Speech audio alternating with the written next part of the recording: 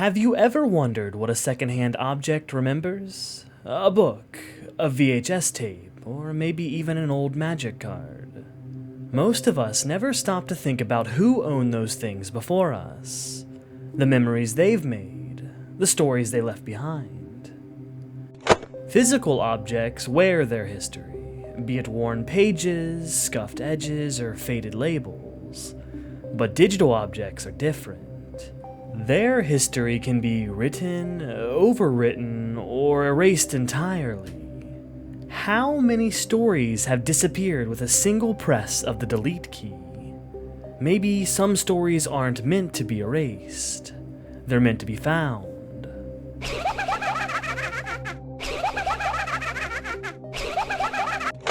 Welcome back, Cryptivists. Our story begins on September of 2010.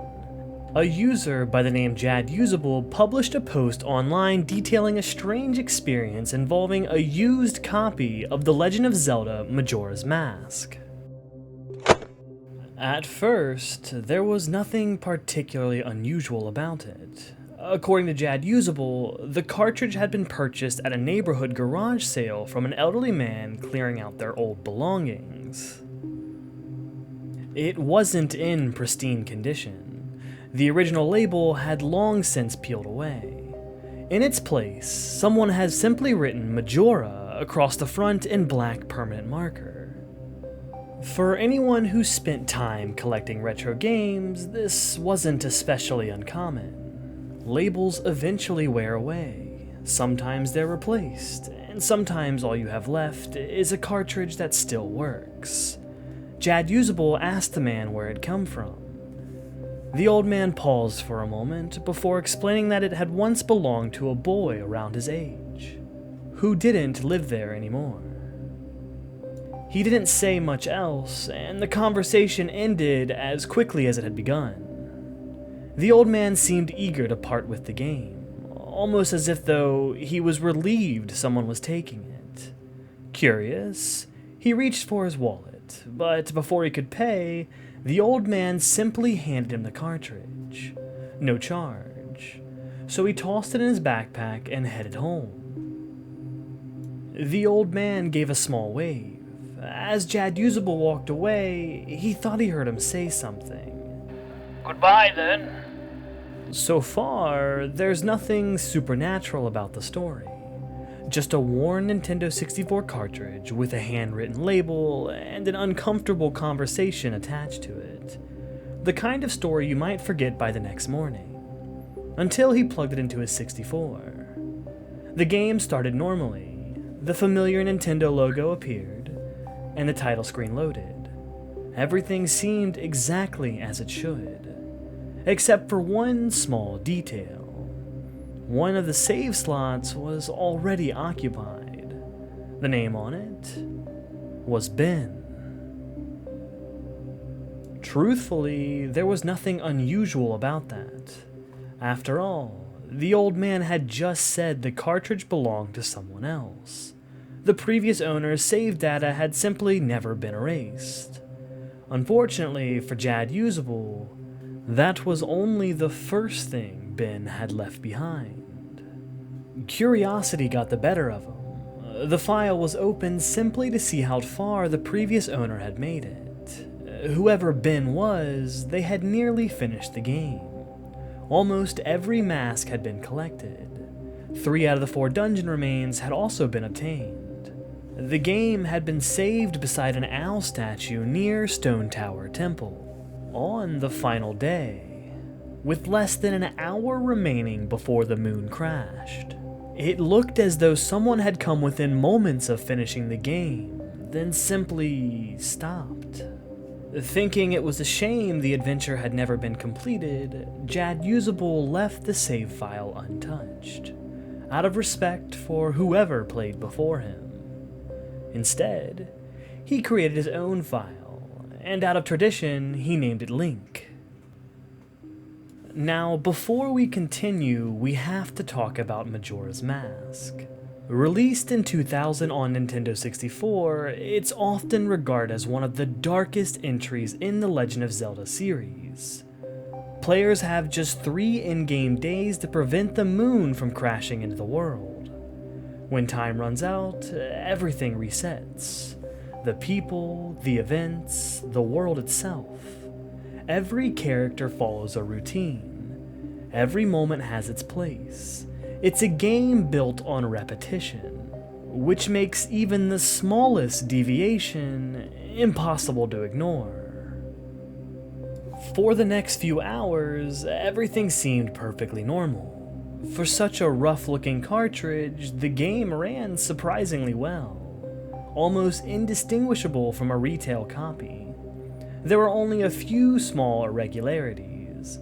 Textures occasionally appeared where they shouldn't, and fragments of cutscenes flashed onto the screen without explanation. Nothing alarming, just the sort of strange behavior you'd expect from an old Nintendo 64 cartridge. Older games like this tend to develop quirks. Dirty contacts, aging hardware, and years of being tucked away in less than ideal conditions. Visual glitches weren't uncommon. Neither were missing textures or distorted audio. Up until now, nothing Jad Usable had experienced was beyond explanation. Until the game started getting his name wrong. Most of the time, NPCs addressed him as Link. Other times, they called him Ben. It wasn't frightening, at least not yet. The simplest explanation was that the old save was somehow interfering with his own. Strange, but not impossible. The constant mix-up became frustrating enough that Jad Usable did something he hadn't originally planned. He deleted Ben's save file, not because he wanted to, quite the opposite, but if it meant fixing the problem, it seemed worth trying. At first, it seemed to work. The NPCs stopped calling him Ben. Unfortunately, they stopped calling him Link as well. Whenever a character tried to say his name, there was only silence, an empty space where it should have been. Frustrated, and with homework looming, Jad Usable turned off the console, figuring he'd deal with it tomorrow.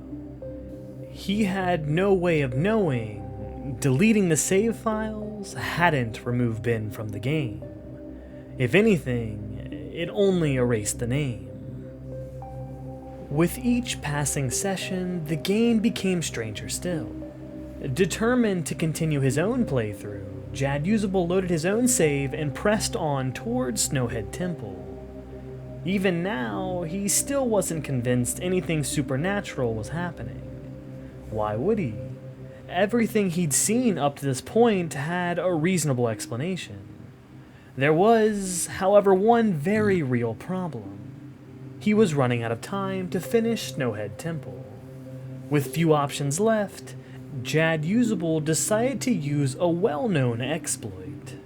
If you've never played Majora's Mask, there's an infamous exploit known as the Fourth Day Glitch.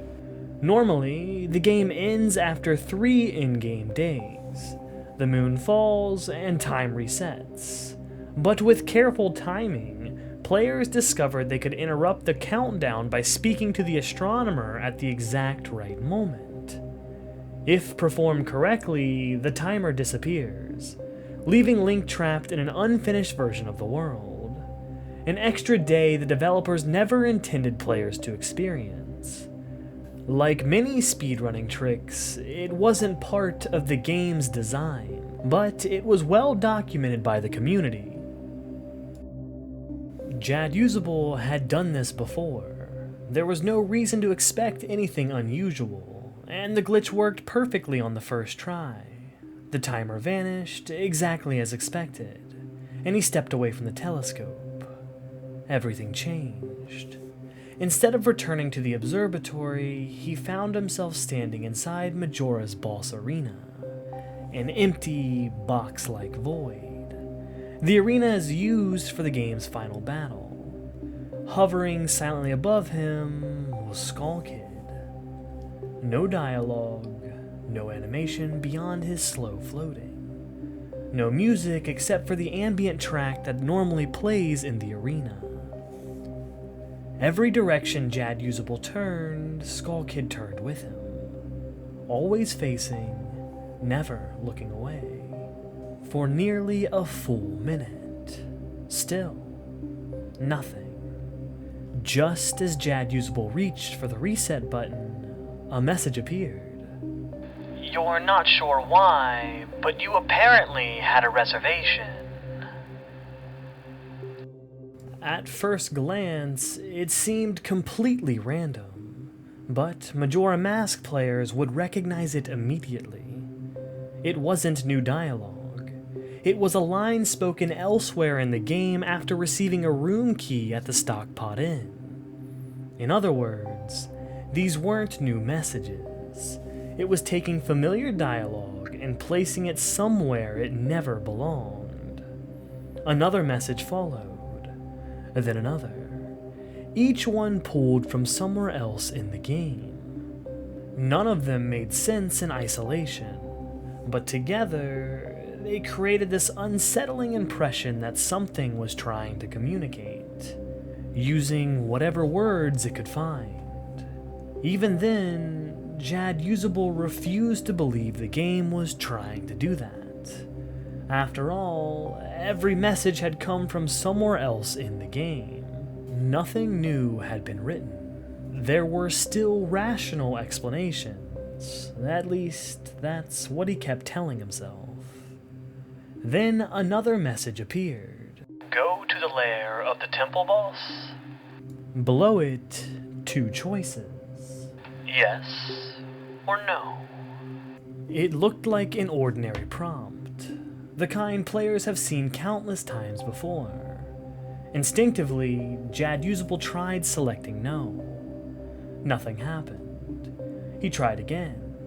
The cursor refused to move. The game would only allow one answer. After taking a deep breath, he selected yes, and the screen faded to white. Dawn of a new day. Beneath it, a line of corrupted symbols. Then, he was somewhere he had never been before.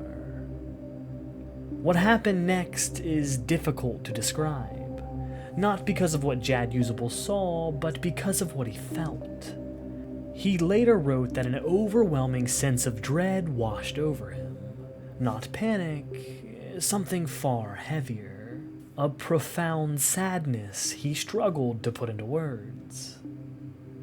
He described it as kind of a depression, unlike anything he'd experienced before.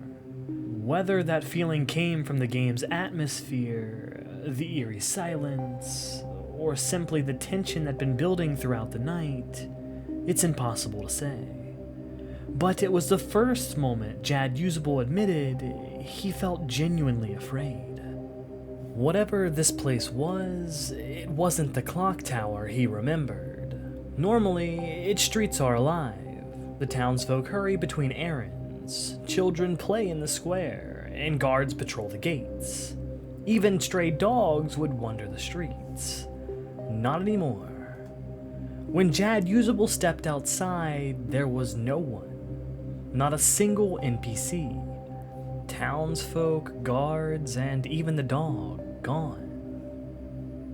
Every street stood completely empty. It wasn't just quiet. It felt abandoned, as though the town itself had been left behind. And yet, he couldn't shake the feeling that he wasn't alone. Not because he could see anything, but it was because he couldn't.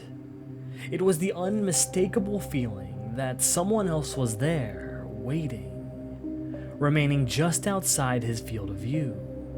The sort of feeling that makes hairs stand up on the back of your neck, even when there's nothing to look at. Then, a familiar melody drifted through the silence. It was the Song of Healing, one of the most peaceful melodies in Majora's Mask. Only this one was playing in reverse. Slow, distorted, almost mournful. Each loop seemed to grow louder than the last, building towards something that never arrived. the kind of tension that refuses to release. Every now and then, Jad Usable thought he also heard another sound, the faint laugh of the happy mask salesman. Never loud enough to pinpoint, and never close enough to find. Just enough to make him question whether he actually heard it at all. So he searched. South Clocktown, then north, east, finally west. Nothing. No one. Only broken textures and missing geometry. Entire sections of the town no longer behaved correctly. In West Clocktown, the ground itself disappeared. Link simply walked across the air, like pieces of the world had simply failed to load. Taken individually, none of these glitches were impossible. Old games break in strange ways. Together, however, they painted a very different picture. Not of a game breaking apart, but a world that had been abandoned. As the reverse song of healing played again and again, Jad Usable found himself standing alone in the middle of South Clocktown. He later wrote that he never felt so alone in a video game before. Not because it was empty, but because it felt occupied. Like something had taken everyone else's place. Naturally, Jad Usable wanted to leave. He walked toward the edge of Clocktown, and the screen faded to black, exactly as it always had. But instead of arriving outside the gates, he found himself standing somewhere else inside Clocktown. He tried another gate, another loading screen, another street. No matter which direction he chose, every road led back to town. There was no way out. Eventually, he reached for something a little more reliable. His ocarina. For anyone unfamiliar with Majora's Mask, the ocarina isn't simply another item. It's your lifeline. Playing the Song of Time rewinds the 3-day cycle. The Song of Soaring lets you instantly travel between owl statues scattered across Termina. When everything else fails, the ocarina gives the player control. Jad Usable played the Song of Time. Nothing. He played the Song of Soaring. Again, nothing. Instead, the game displayed a simple message. Your notes echo far, but nothing happens. It wasn't an error, nor was it a crash. It felt almost like an acknowledgement. As though the game understood exactly what he was trying to do, it simply refused. It was becoming painfully clear that whatever this place was, it wasn't going to let him leave. Curiosity had given way to panic. He refused to enter the buildings. He later admitted he couldn't explain why, only that something about them made him feel vulnerable. Like whatever had been following him was waiting inside. Instead, he looked for another solution. If he couldn't leave Clocktown, maybe he could leave another way. He remembered the laundry pool, a small body of water tucked away in the corner of the town. Maybe, if Link drowned, he'd respawn somewhere else. By now, desperation was all he had left. As Link ran towards the laundry pool, something happened. Without warning, Link stopped. He clutched his head and the screen flashed. For the briefest instant, the happy mask salesman's face filled the screen, smiling, not at Link, at Jad Usable, at the player. A distorted scream from Skull Kid echoed through the speakers. Then, just as quickly, it was gone. When the screen returned, someone, or something, stood in front of him. The Elegy of Emptiness statue. Now, if you've never played Majora's Mask, that probably doesn't mean much to you. But for those who have, you know exactly what I'm talking about. The Elegy of Emptiness is a song learned late in the game. When played, it creates a lifeless statue of Link, or whatever transformation mask you're currently wearing. The statues serve a simple gameplay purpose. From a gameplay perspective, they're nothing more than puzzle-solving tools. Visually, they're another story. Nintendo designed them to feel unsettling. Blank expressions, rigid postures, lifeless eyes fixed endlessly ahead. Not quite human, not quite mannequin, just wrong. For years, players joked that the Elegy statues were among the creepiest things Nintendo had ever put into one of their games. This story took that discomfort and gave it life.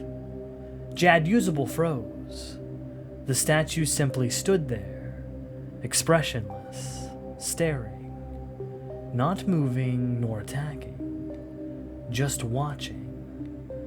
Without thinking, he ran, back through South Clocktown and away from the thing. A moment later, he heard it, the unmistakable sound of the Elegy statue appearing. He turned around, and it was behind him. He ran further. A few more seconds passed, and again, the sound. Again, the statue. It wasn't chasing him, it was waiting for him to notice. Always behind him, and always watching.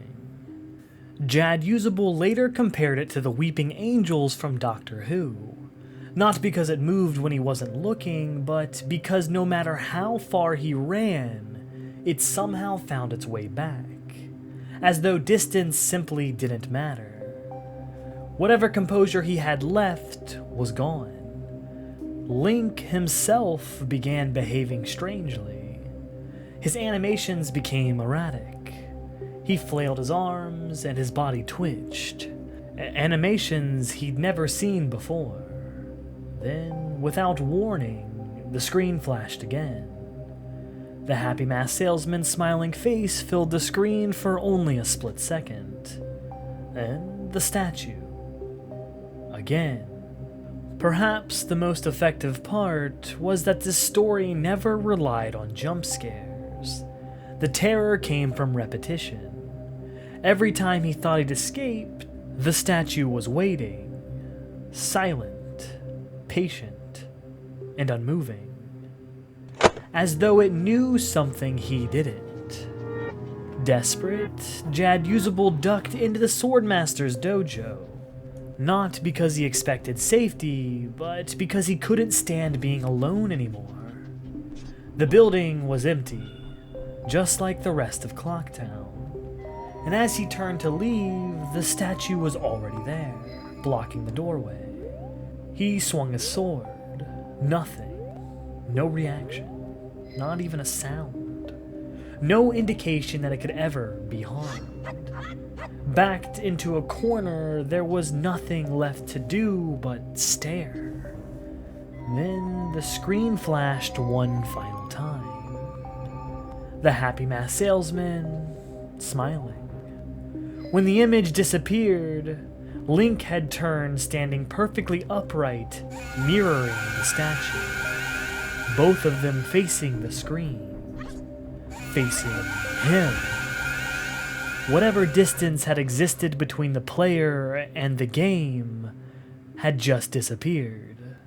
There wasn't even time to think. Without warning, the world changed again.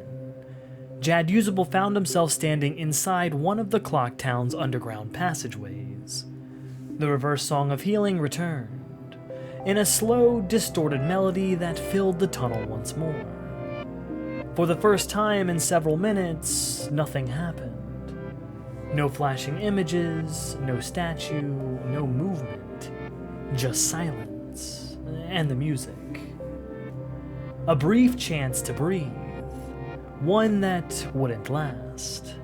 After a few steps, the sound returned. The statue.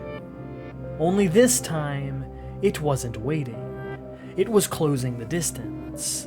The intervals between each appearance grew shorter. Every few steps, there it was, behind him, getting closer. The chase had become relentless. There was no puzzle to solve, no enemy to defeat, only the overwhelming instinct to keep moving. The tunnel opened back up into South Clocktown. Jad Usable ran without direction, without a plan, simply trying to put distance between himself and whatever was following him. Then, a re-dead scream. The screen faded to black. Dawn of a new day. Once again, the corrupted symbols appeared beneath the title, and the screen faded back in.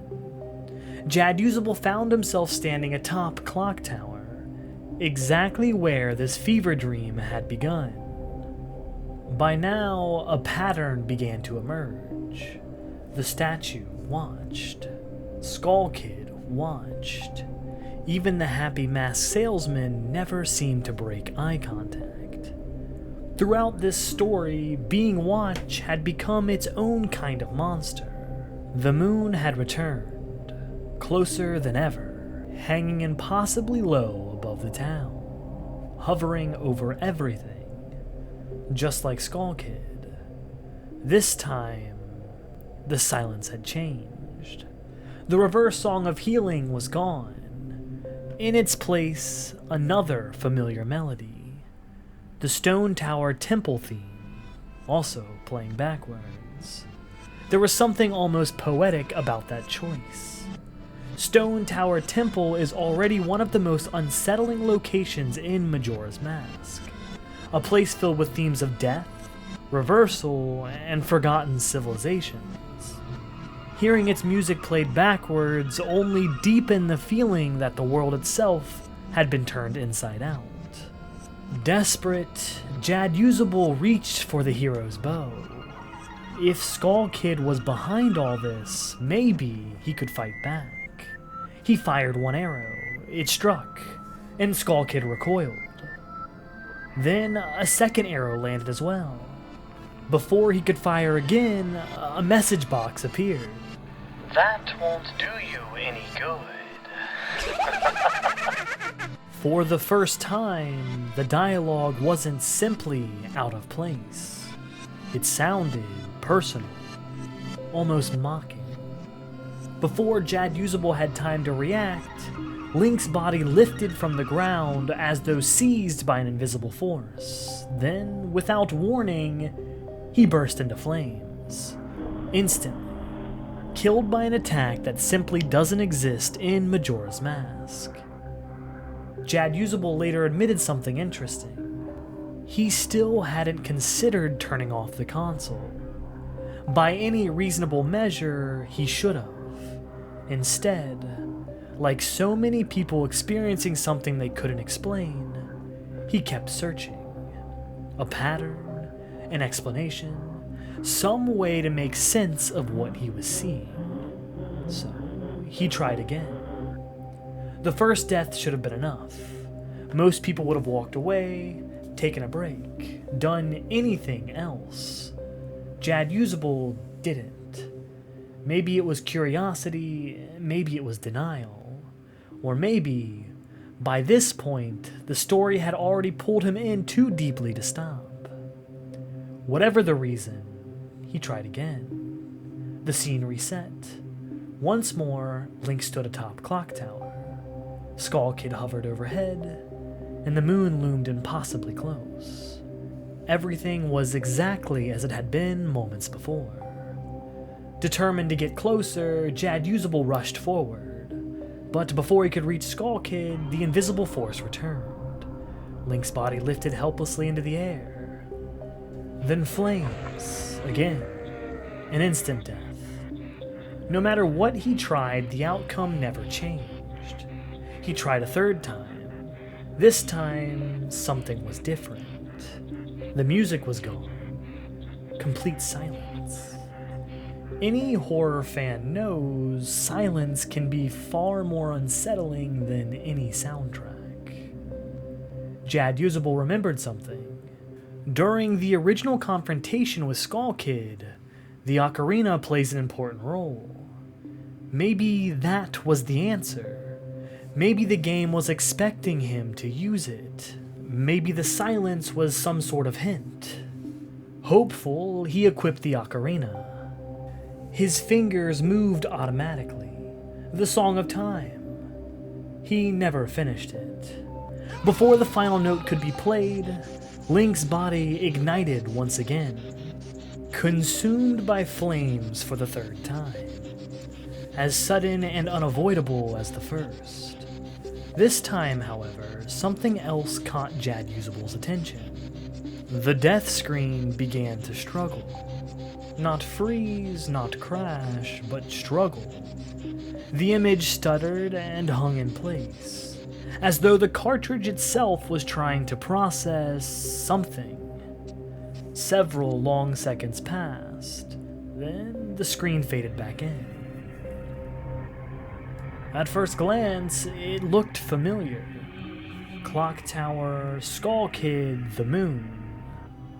But Link wasn't standing anymore. He was lying motionless on the rooftop, dead. His body rested in a position Jad Usable had never seen anywhere in the game. His head was tilted towards the camera, almost meeting the player's gaze. Above him, Skull Kid continued floating silently, motionless. Jad Usable reached for the controller.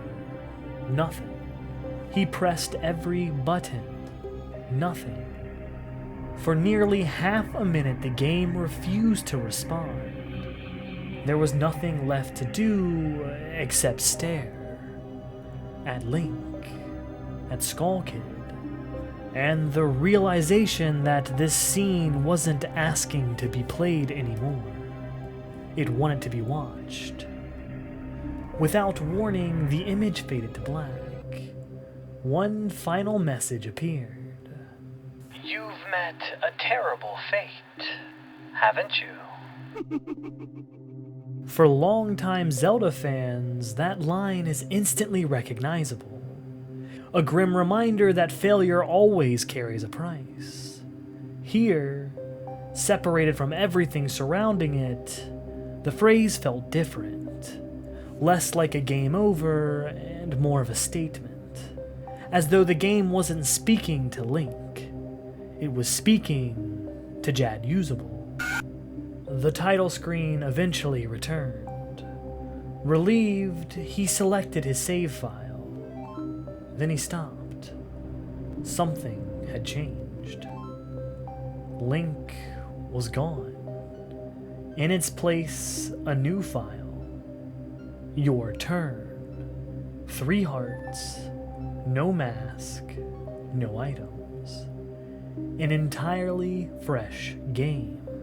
The name sat there almost casually, as though it had always belonged on the screen. Against his better judgment, Jad Usable selected it. He wasn't taken to the beginning of the adventure. He wasn't even taken to Clock Town. Instead, the game returned him to the rooftop. Link's lifeless body still lay there where it had fallen. Skull Kid still floated overhead, laughing endlessly, as though nothing had changed, because nothing had. Panicked, Jad Usable reached for the reset button. Surely restarting the console would fix it. The Nintendo logo appeared, and the title screen returned. This time, there were 2 saved files. Your turn, and beneath it, Ben. The file he had deleted was back, waiting beside Stone Tower Temple, less than an hour before the moon would fall, as though it had never left. Jad Usable shut off the console. For the first time since bringing the cartridge home, the room was silent. He didn't know what he'd just experienced. He wasn't ready to call it paranormal, even then. His mind went somewhere far more ordinary. Not ghosts, not curses, but someone had to have modified the cartridge. Someone incredibly talented. Somehow, they turned Majora's Mask into this. As impossible as that sounded, it felt far easier to accept than the alternatives. Sleep never came. Every time he would close his eyes, the images would come back. The empty streets, the motionless statue, Skull Kid watching from above. Even after the television had gone dark, the reverse song of healing seemed to linger in his mind, like it had refused to stay inside the game. The next morning, he made a decision. If anyone was going to have answers, it would be the old man who gave him this cartridge. So he grabbed a friend and drove back to the neighborhood where they'd met. Not because he expected to find answers, but he hoped that there was still questions left to ask. When they arrived, something was wrong. The house was empty. A for sale sign stood in the front yard. Jad Usable walked to the door and knocked. He waited. Nothing. He knocked again. Still nothing. The man who had handed him the cartridge had vanished. Whether he had already moved or was just away from the house, there was no way of knowing. The only lead he had disappeared. With nowhere else to turn, he did the only thing he could think of. He went back online. He wrote everything down. Every strange encounter, every impossible event, every detail he could remember. Not because he expected people to believe him, but because someone out there might recognize something he didn't. Near the end of his post, Jad Usable admitted something. Something I think is easily overlooked. Despite everything that had happened, he still didn't believe the cartridge was haunted. He was convinced there had to be an explanation. Maybe the previous owner had been some incredibly skilled hacker. Maybe the cartridge was modified. Maybe someone was playing an elaborate prank. Anything would have been easier to believe. Before signing off, he made one final promise. This time, he would record everything. No more trying to recall events from memory. No more relying on written descriptions. If whatever was happening inside that cartridge continued, he wanted proof. He also made one other decision, one that would shape everything that followed. The save file named Ben, the one that somehow returned after being deleted, this would be the next thing he would investigate. And with that, the first post came to an end. And at the time, it looked like another strange forum post. One bizarre account among thousands published online every year. No one could have predicted that this was only the beginning. Videos would follow. New discoveries would be made. And what began as a single post about a secondhand Nintendo 64 cartridge would slowly evolve into the internet's most influential pieces of collaborative horror. When Jad Usable returned online, he wasn't the same person who had written that first post. Only a day earlier, he had been trying to explain away strange glitches. Now, he admitted something felt different. Not necessarily his belief, but his confidence.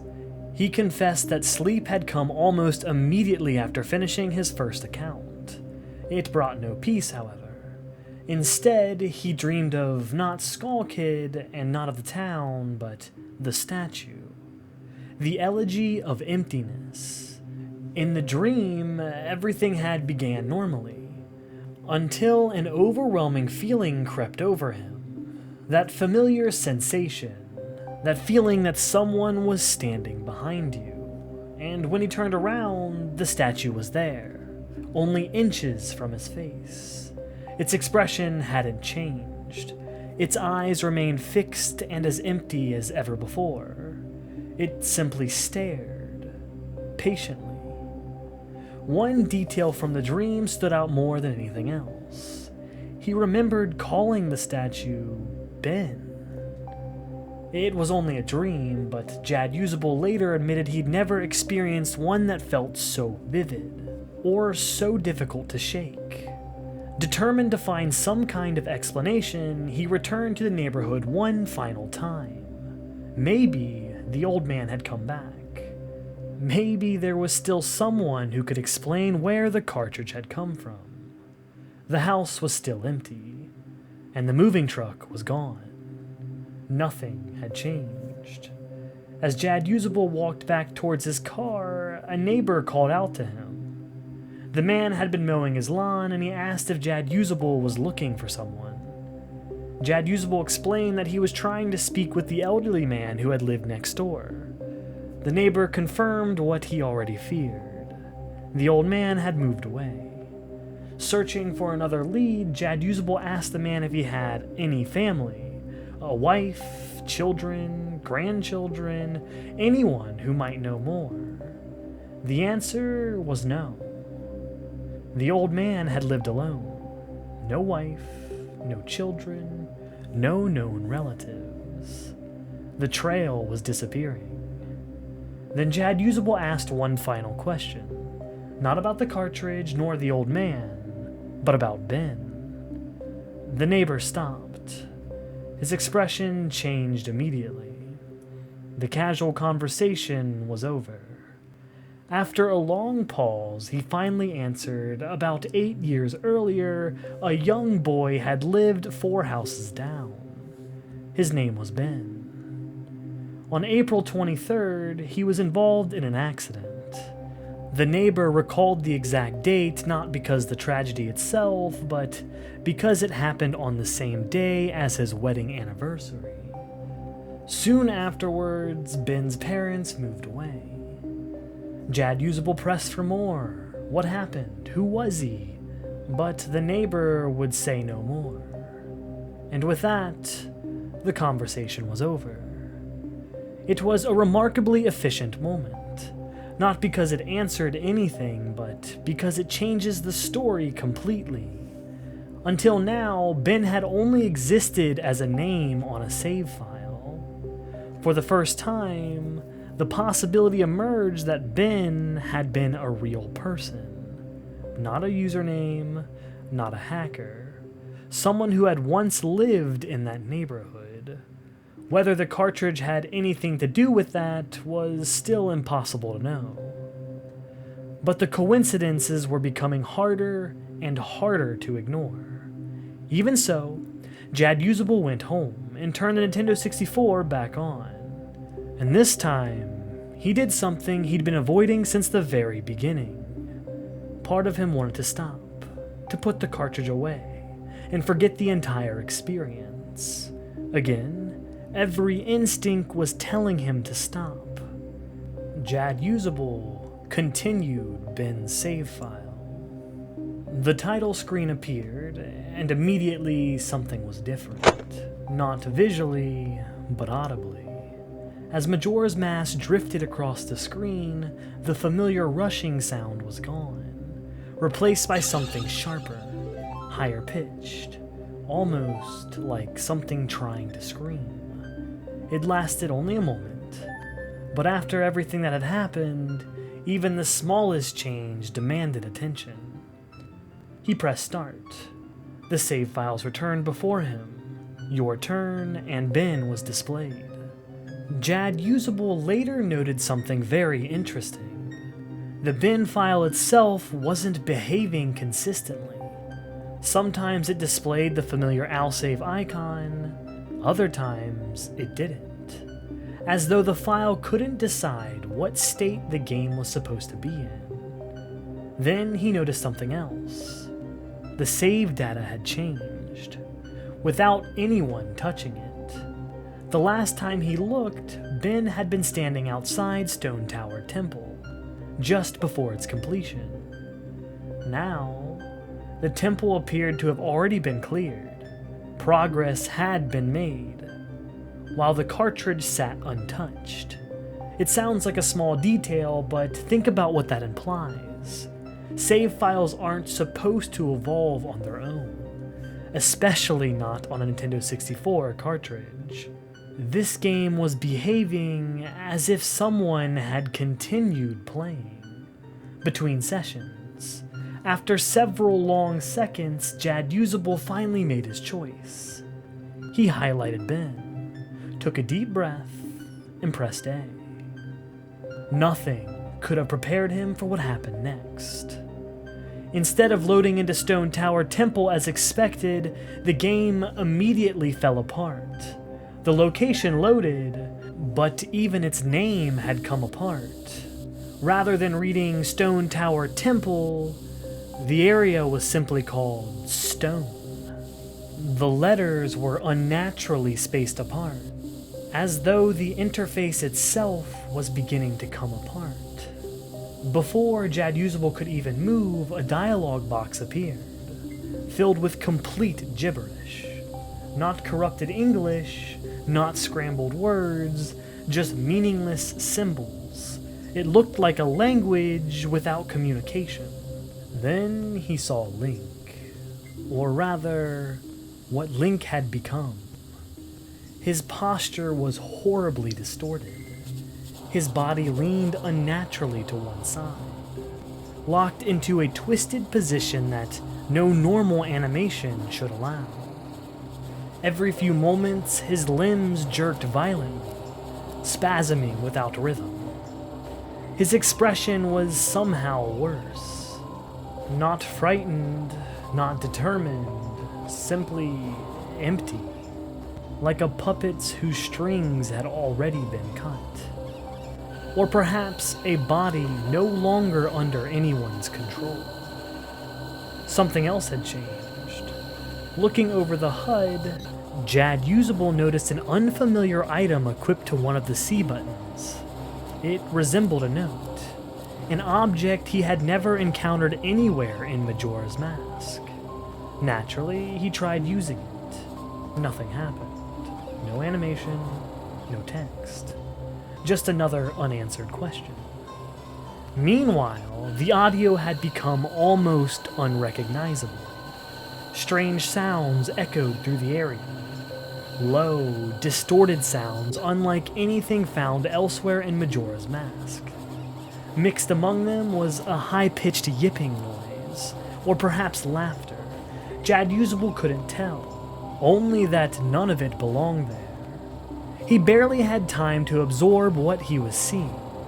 Less than 2 minutes had passed before it appeared again. The elegy statue. Simply there, watching, as though it's been waiting for him all along. Then, before he could react, the screen cut away once more. Dawn of a new day. Only this time, something was missing. The corrupted symbols that had accompanied the previous transitions were gone. The game no longer needed them. It was speaking clearly enough. The next moment, Jad Usable wasn't standing outside Stone Tower Temple anymore. He was back in Clocktown. But something was immediately wrong. He wasn't Link. He had become a Deku Scrub. Normally, this transformation only happens once, near the beginning of Majora's Mask, just after Skull Kid curses you.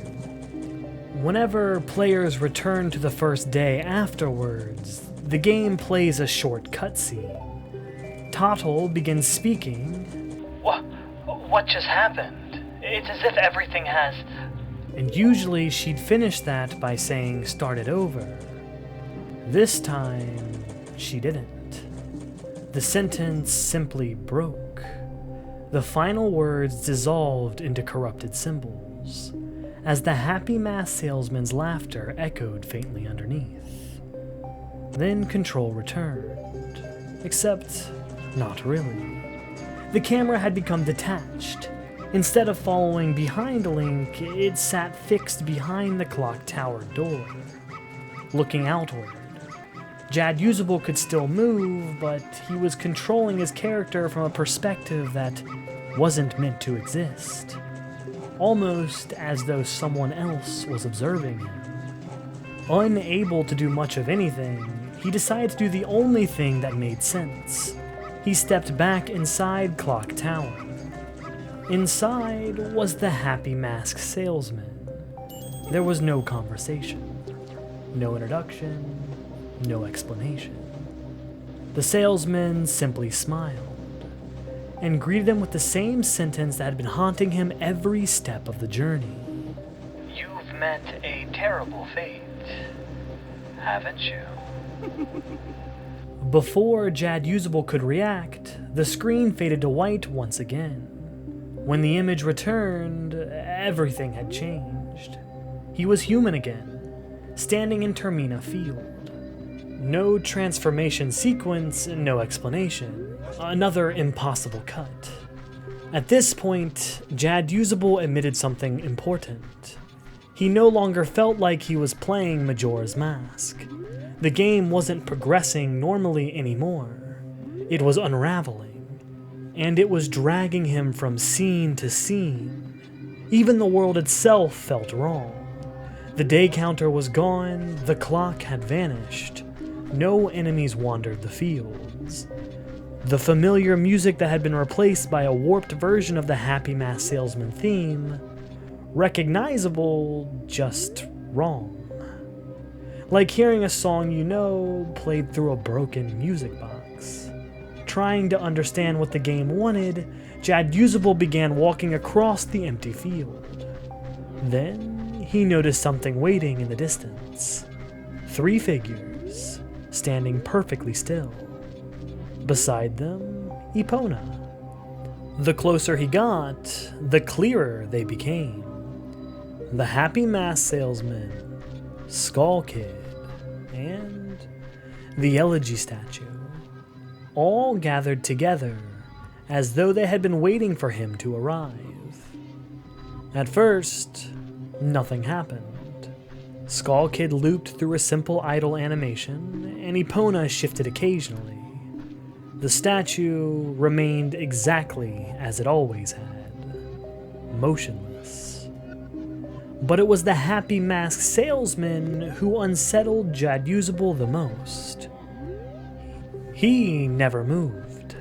His body remained perfectly still. His smile never changed, only his head.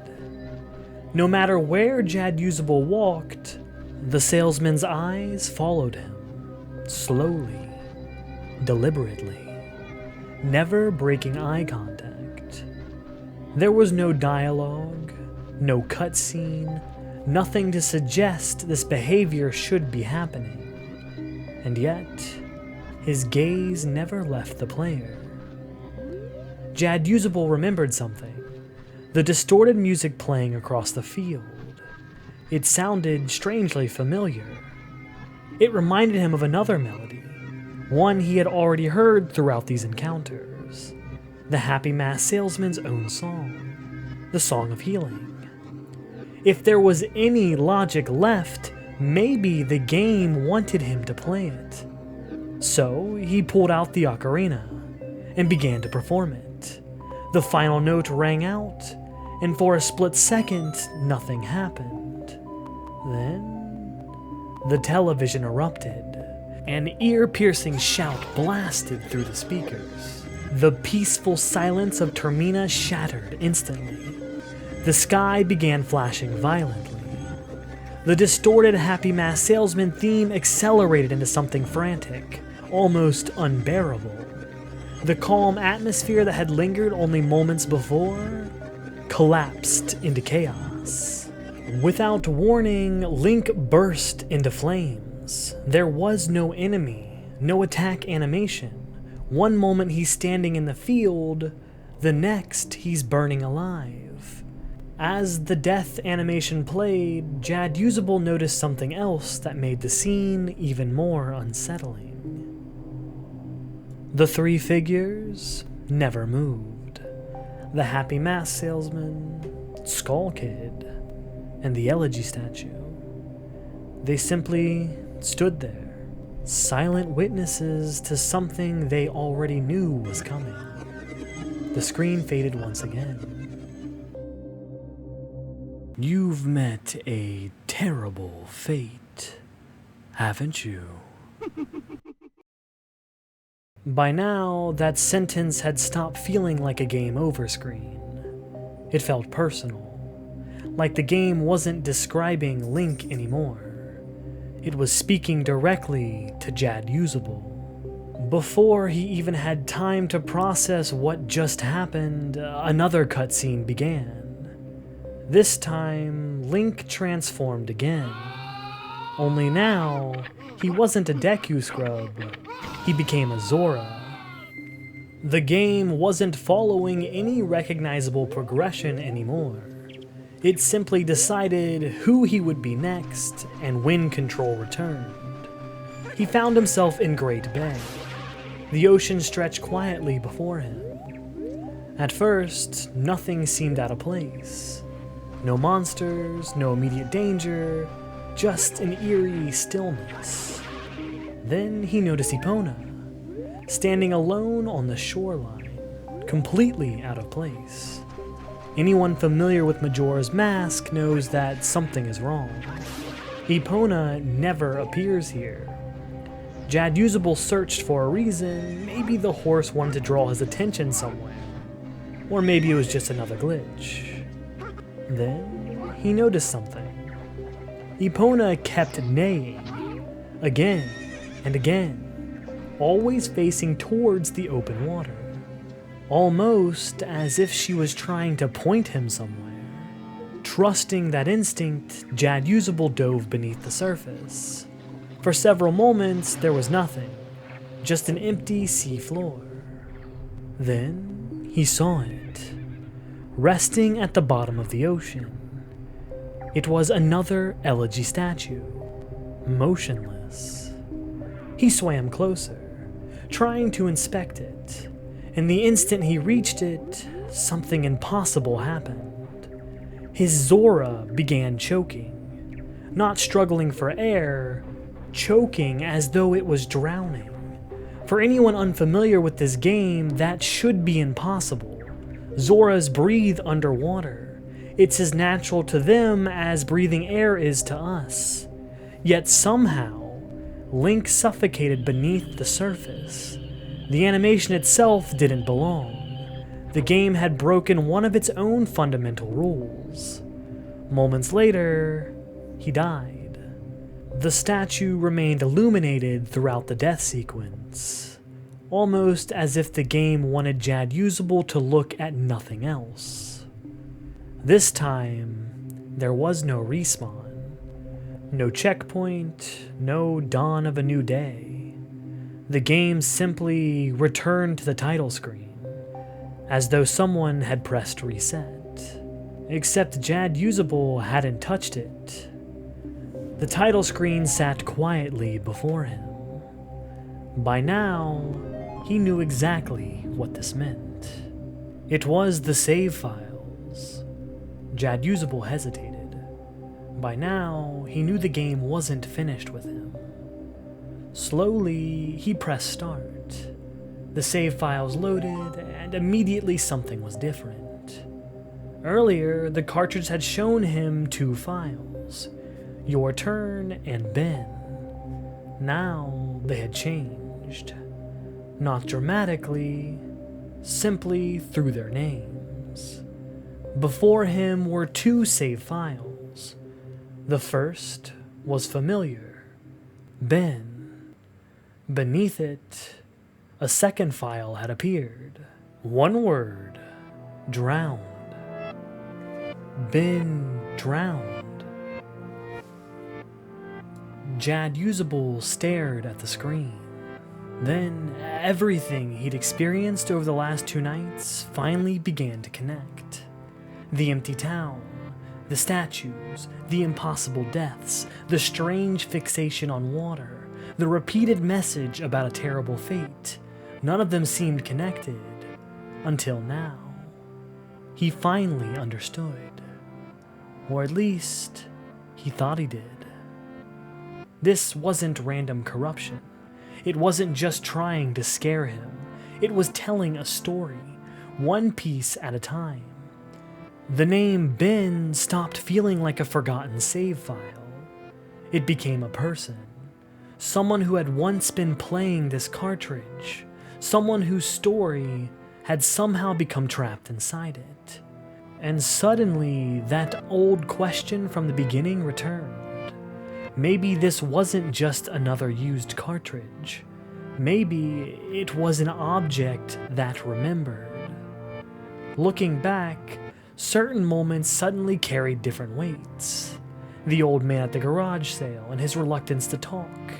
Even his parting words suddenly sounded different. Jad Usable had always believed he heard goodbye then, but looking back, it wasn't what the old man had said. He said, "Goodbye, Ben." The cartridge was changing on its own, the save file returning after it had been deleted, the way the game refused to let him leave. Suddenly, none of it felt random anymore. It felt intentional. Whether that conclusion was true or whether an exhausted mind was simply playing tricks to force meaning into chaos, it didn't really matter anymore. Because from that moment forward, Jad Usable could no longer convince himself this was just a broken game. And yet, even then, he searched for a rational explanation. He didn't believe in ghosts. Haunted objects weren't real. A Nintendo 64 cartridge couldn't preserve a person's story. There had to be another answer. A modified cartridge, a hacked ROM, an elaborate prank, a programmer with far too much time on their hands. Anything would have been easier to accept. But every explanation raised another question. How could a 64 cartridge rewrite its own save files? How could progress appear without anyone playing? How could events continue after the console had been turned off?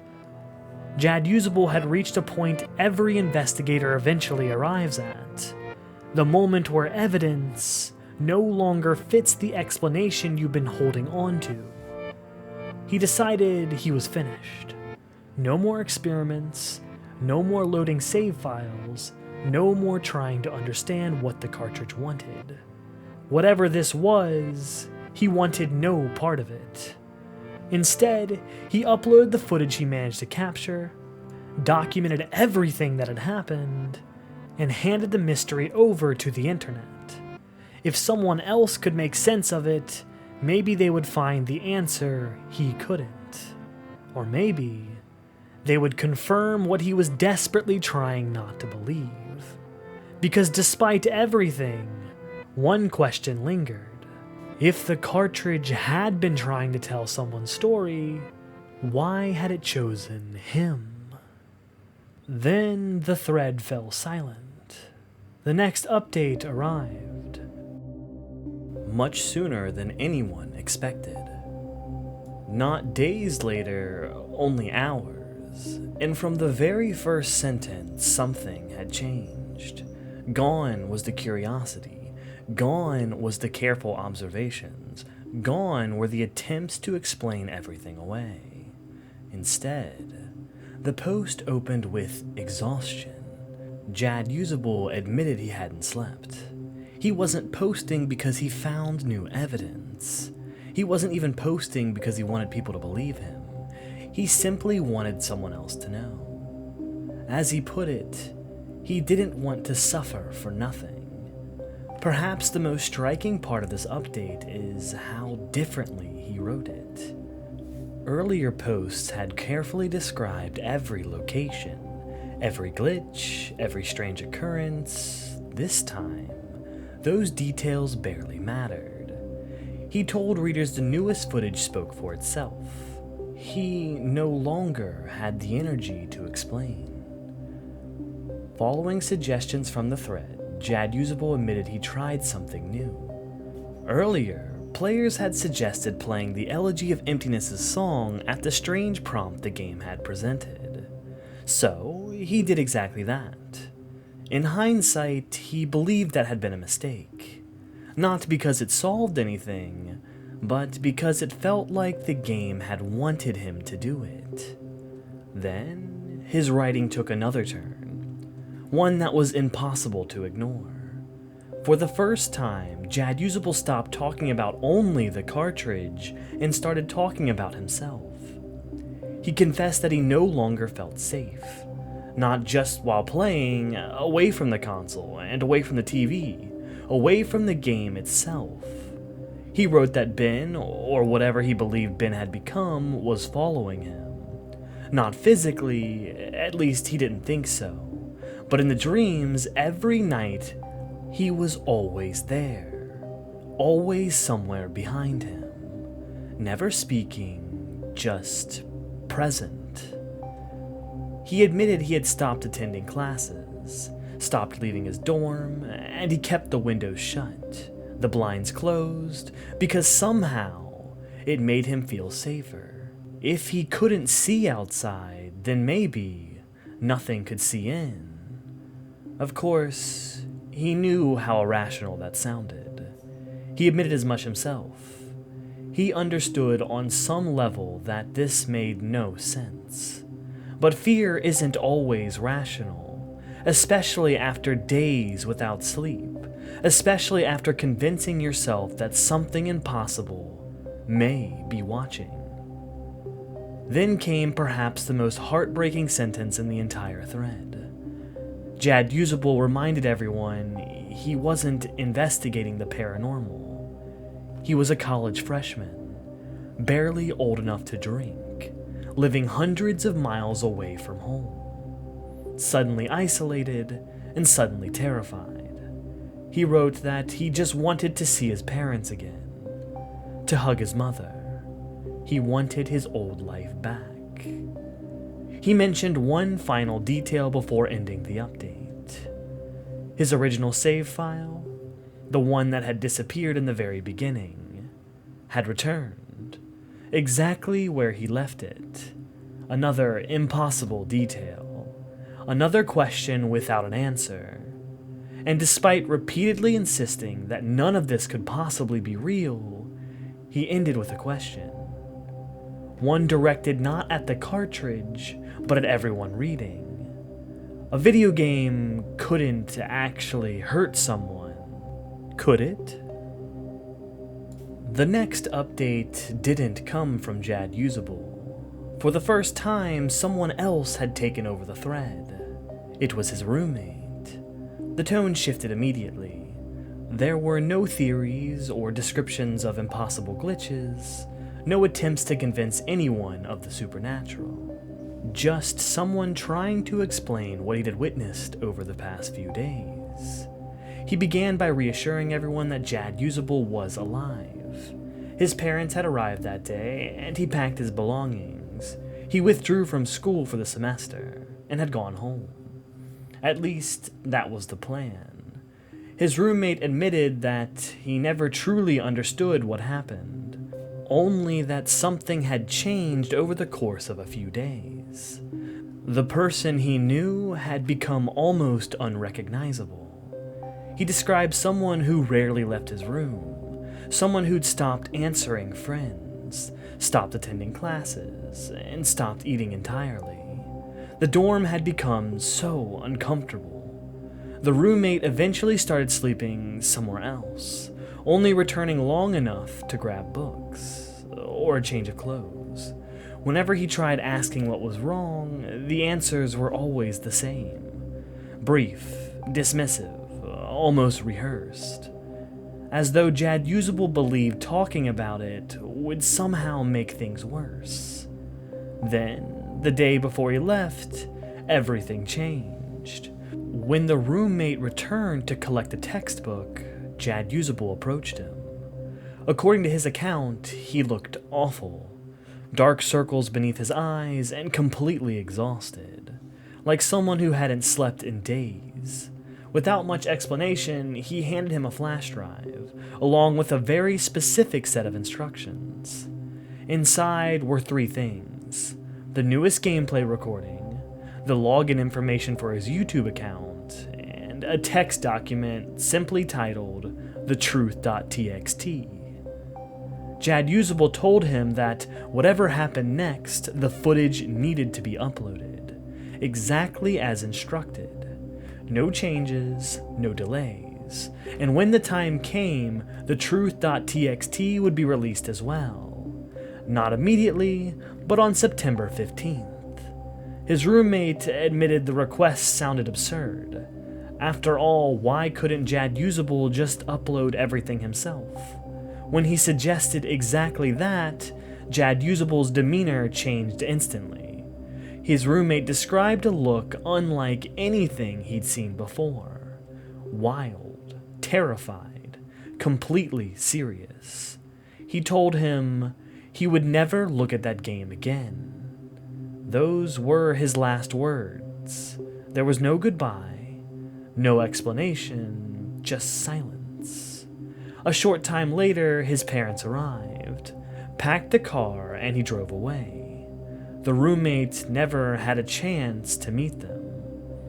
Looking back, one sentence from that update stands above all others. His roommate admitted that he barely understood what Jad Usable had been saying. Not because he wasn't listening, but because Jad Usable looked broken. His appearance alone made it difficult to focus on anything else. Still, he kept his promise.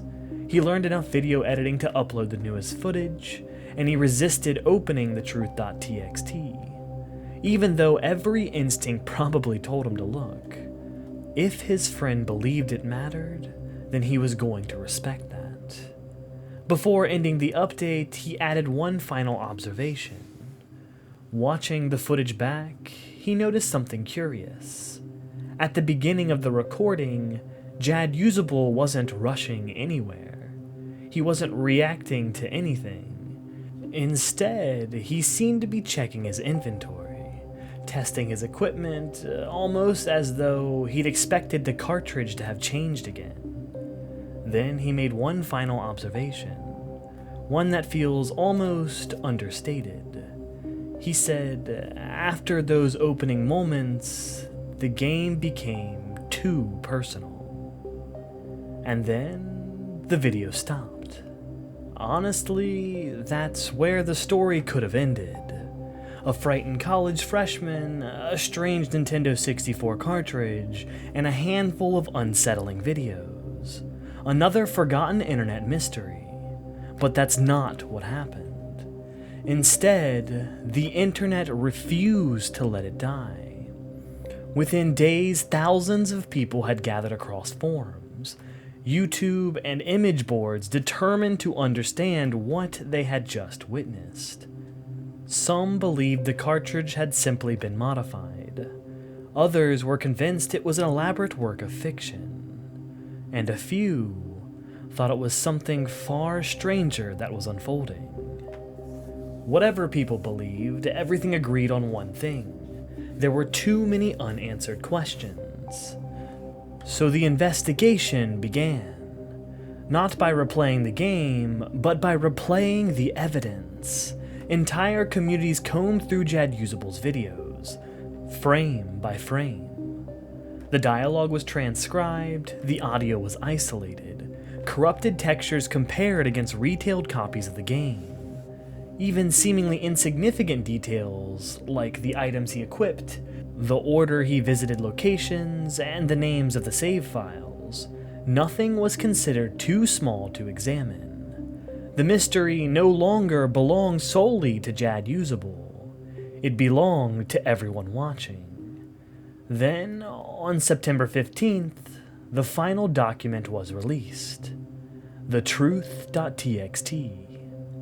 Unlike the frantic forum post that came before it, this one read differently. It wasn't someone desperately trying to explain what had happened. It was written by someone who believed. He finally understood. At first glance, there wasn't much to see. No screenshots, no gameplay footage, no impossible glitches. Just pages of hastily written notes, half-finished theories, and connections that only made sense to the person writing them. But as people began reading, one thing became immediately clear. Jad Usable wasn't documenting events anymore. He was trying to explain why they had happened. According to his notes, the cartridge wasn't simply haunted. It wasn't randomly glitching. It certainly wasn't behaving like a traditional creepypasta. Instead, he believed something else inside the game had been learning, watching, adapting. Almost every strange event he had experienced suddenly took on a new meaning. The changed save files, the borrowed dialogue, the impossible warps, even the way the cartridge seemed to anticipate his decisions. None of it felt random anymore. It felt intentional. But perhaps the most fascinating part about the truth.txt wasn't what Jad Usable claimed. It was how he claimed he was communicating. Because according to him, whatever was inside the cartridge wouldn't allow him to tell the full story. So, he started leaving clues instead. And remarkably, the internet actually found them. This is where Jad Usable revealed something most readers had completely missed.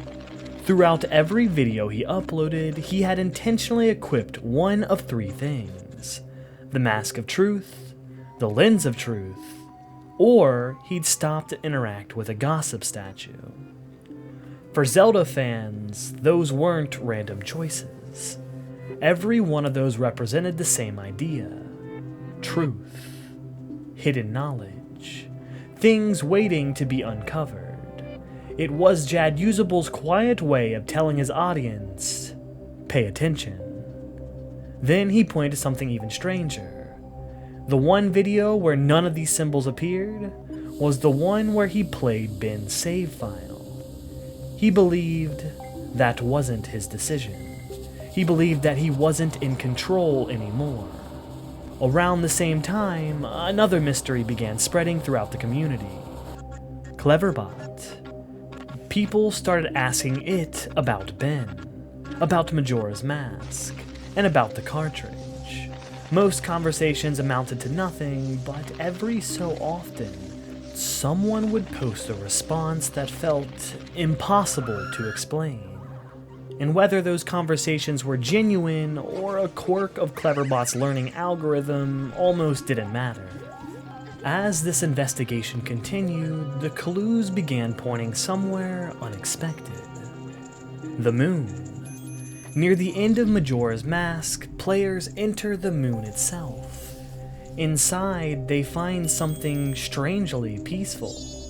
A lone tree, an endless field, and 5 mysterious children wearing the mask of the game's bosses. The Moon Children are among the most unsettling characters in the game. Not because they attack you, but because they ask you questions that feel strangely personal. Questions about friendship, identity, happiness, loss. The masks we choose to wear. Ben Drown transformed them into something more. Not NPCs, but observers, caretakers, perhaps prisoners themselves. As more puzzles were solved, references to the Moon Children became impossible to ignore. Dialogue resurfaced outside the game, and their symbolism appeared again and again. It was slowly becoming the center of the mystery. And the deeper people dug, the stranger things became. Not because the gameplay kept appearing, but because every upload seemed to contain something hidden. Investigators stopped watching the videos normally. They instead downloaded them, extracted the files, and boosted the brightness. They inspected the metadata, compared files against retail copies of the game. What had once looked like ordinary YouTube uploads slowly transformed into elaborate puzzles. It was becoming increasingly clear that someone expected the audience to investigate. This wasn't random, it was designed. Every discovery naturally led to another. A hidden message pointed towards another upload. A strange image hinted to another puzzle. A seemingly meaningless line of dialogue suddenly made sense, only after solving something somewhere else. The community wasn't stumbling into these clues, they were following a trail. And perhaps the most revolutionary part of Been Drowned is that most horror stories end when the audience reaches the final page.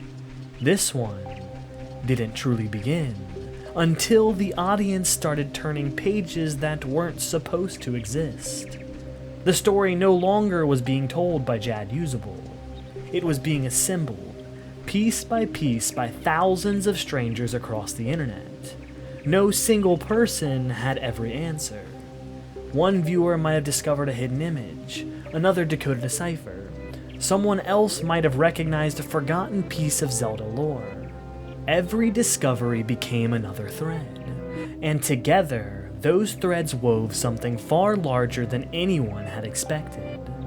It was no longer just a haunted game cartridge. It had become a living mystery. One that actively evolved as people interacted with it. One that encouraged collaboration instead of passive viewing. Looking back now, it's easy to see why Been Drowned left such a lasting impression. In 2010, very few stories trusted their audience this much. It didn't ask you to sit back and watch, it asked you to participate, to question, to investigate. To doubt your own conclusions, and perhaps most importantly, to keep looking. Eventually, every investigation arrives to the same question. Who built the maze? Been Drowned was no different.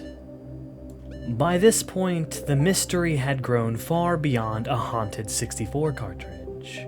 What began as a single forum post had become one of the internet's most largest collaborative investigations. Thousands of people were solving puzzles together, searching hidden files and decoding messages, finding clues buried inside videos, until eventually the investigation arrived to one final mystery. Who had created all of this? Unlike most creepypastas of the era, this answer wasn't immediate. There was no sudden confession, no dramatic reveal. Instead, the illusion faded gradually, piece by piece. As the ARG continued, it became increasingly clear that everything had been orchestrated with incredible precision. Every hidden clue, every puzzle, every misleading breadcrumb. Someone had planned this from the very beginning. That someone was Alex Hall, known online as Jad Usable. But by then, that wasn't the interesting part anymore. Been Drowned was never just a creepypasta. It was a masterclass in interactive storytelling. Alex Hall wasn't simply writing scary forum posts. He was building an experience, one that blurred the line between fiction, community, and reality. Rather than dumping exposition onto the audience, he trusted them. He hid the answers where only curious people would think to look. He rewarded patience, observation, collaboration. No single viewer was expected to solve Been Drowned alone. The mystery was designed to be far larger than any individual. Just like the internet itself. Looking back today, that design philosophy feels almost ahead of its time. Modern ARGs routinely ask players to solve ciphers, search metadata, and visit hidden websites. But in 2010, very few internet horror stories demanded that level of participation. Been Drowned helped redefine what online horror could become. Not simply something you watched, but something you experienced. And perhaps that's why more than 15 years later, people still talk about it. Not because they believed the cartridge was haunted, but because for a brief moment, the internet collectively wanted to believe, wanted to investigate, wanted to uncover one more clue. But perhaps the most remarkable part is that the story never truly ended. Alex Hall continued expanding this universe for years. The Moon Children, the Awakening, the deeper mythology surrounding Ben. What started as a haunted game cartridge eventually became an expansive alternate reality game unlike anything the internet had ever seen before. And while opinions on those later chapters remained divided, their ambition was undeniable. What began as one forum post became one of the most influential ARGs the internet has ever seen. When people remember Ben drowned, they usually remember the statue, the distorted save file, the words, Ben drowned. But I don't think that's why the story endured. It endured because it was trusted by the audience. It invited ordinary people to become investigators, to question what they were seeing, to work together, to preserve clues that otherwise would have disappeared into the internet forever. Maybe that's why we're still talking about it today.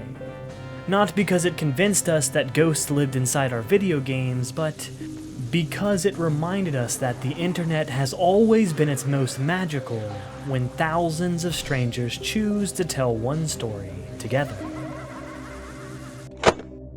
Have you ever wondered what secondhand objects remember?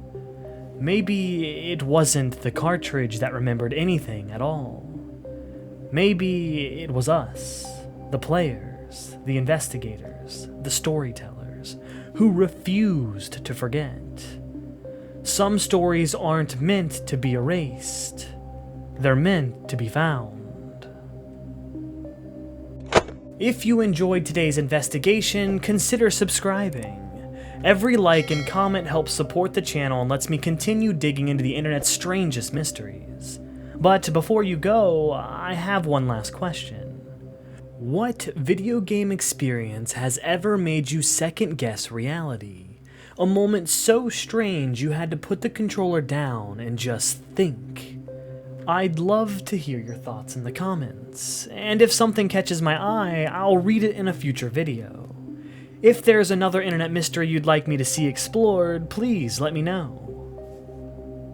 In my last video, I asked you to share a genuine Mandela effect from your own life, and Cryptivists, you did not disappoint.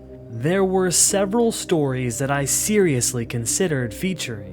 Honestly, choosing one was harder than I expected, but every investigation needs a record, and every archive needs an entry. For this case, I selected a submission from Jeffrey Carson, who wrote, "There are a lot of weird cartoons from my childhood that I know for a fact to be real, because I obsessively hunt them down over the course of decades, stuff like Noozles and Twice Upon a Time. But there are a few that I've spent the same decades trying to find to no avail. One is, in my head, called Phantom of the Opera, but it's not the actual version of Phantom of the Opera that I'm aware of, and it doesn't even really resemble any of the basic beats of the story.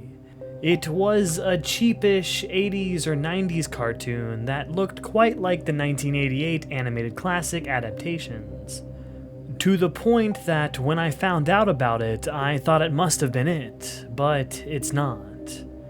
In the cartoon, I saw the Phantom or whoever's body held together with paste, so like his forearm would begin to fall off and drooping grotesquely. He'd have to flee in the shadows and he'd return to his hideout, where he had like these glass jars with this special sticky white goo that he'd use to reattach his body parts. But it wasn't just his limbs, it was his ears, his nose, everything. He was constantly on the verge of collapsing into a pile of body parts. He was plotting some kind of revenge, and he needed his body to hold together long enough to carry out his plans. And that's all I remember. For whatever reason, my childhood self understood this to be Phantom of the Opera, so for most of my childhood, I thought the Phantom of the Opera was a villain from classic literature, whose thing was this body that had to be held together with glue, always on the verge of falling to pieces. When I learned what the Phantom of the Opera actually was, it became, well, then what on earth was the cartoon I watched? And I still have no idea. I know how incredibly lame this sounds. If I wanted this to go viral, I should probably call it something like, "Who is the Paste Man?" But I have to be honest, and what's in my head inexplicably called Phantom of the Opera. I still feel like among the classic monsters, Dracula, Frankenstein, the Invisible Man, Mr. Hyde, there should be a man whose thing is this body held together with special glue. It feels like something that definitely existed until I found out it didn't, and then all traces of it disappeared from our reality. Jeffrey, I actually looked into this because I was genuinely curious to see what I could uncover. The story sounded so believable that, at first, I thought you might have been just pulling my leg. But after searching and coming up empty-handed, I started to wonder if there really is a glue man somewhere out there. So I hope one day you find that missing piece of reality, and if you do, bring it back to the archive so we can document it. These little storytime moments at the end of each video have honestly become some of my favorite parts of the channel. So seriously, thank you so much for your submission. Until our next broadcast, this was Mr. 404, and I wish you a good ending.